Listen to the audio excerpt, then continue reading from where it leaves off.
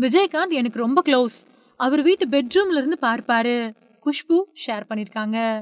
Captain Vijayakanth நம்மள விட்டு மறைஞ்சாலும் அவர் வாழ்ந்த நாட்கள்ல தனக்கு தெரிஞ்சவங்க அப்புறம் தெரியாதவங்களுக்கு அவர் செஞ்ச உதவிகள் அப்படிங்கிறது திரையுலகத்திலயும் சரி, அரசியல் தளத்திலயும் சரி யாருமே செய்யாதது அப்படின்னு சொல்லலாம். இப்படியான நிலையில கேப்டனுடனான நினைவுகளை பத்தி நடிகை குஷ்பு அவங்க கொடுத்த பேட்டி ஒண்ணுல பகிர்ந்திருக்காங்க.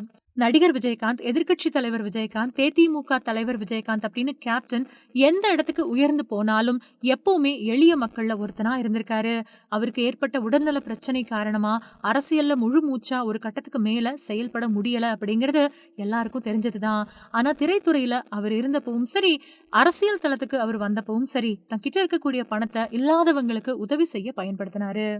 இப்படியான நிலையில நடிகை குஷ்பு கேப்டனுடனான தன்னோட அனுபவத்தை பகிர்ந்திருக்காங்க. இது நிறைய பேரோட கவனத்தை ஈர்த்திருக்கு. அதாவது கேப்டன் எனக்கு எப்பவுமே ஸ்பெஷல், அப்புறம் ரொம்பவுமே க்ளோஸ். ஷூட்டிங் ஸ்பாட்ல பார்த்ததுமே அவர் முதல்ல கேட்கக்கூடிய கேள்வி சாப்பிட்டியா அப்படிங்கிறது தான். என்னோட வீடும் அவரோட வீடும் எதிரெதிரில் தான் இருந்துச்சு. அவரோட வீட்டு பெட்ரூம்ல இருந்து அப்புறம் டெரஸ்ல இருந்து பார்த்தா என்னோட வீட்டு சமையல் ரூம் நல்லாவே தெரியும். நான் சமையல் அறையில சமைச்சுக்கிட்டு இருக்கிறத பார்த்தா உடனே ஃபோன் பண்ணி என்னடி சமைச்சுக்கிட்டு இருக்க அப்படின்னு கேட்பாரு. நான் சப்பாத்தி அப்படின்னு சொல்லுவேன். சரி சிக்கனா இல்ல மட்டனா அப்படின்னு கேட்பாரு. நான் உடனே சிக்கன் அப்படின்னு சொல்லுவேன். சரி இங்க கொடுத்து விடு அப்படின்னு சொல்லிட்டு போனை வச்சிருவாரு. அவரை மாதிரி மனுஷங்களை பார்க்கறதெல்லாம் ரொம்பவுமே கஷ்டம் அப்படின்னு கேப்டன் பத்தி ரொம்பவே நெகிழ்ச்சியா பேசியிருக்காங்க குஷ்பு.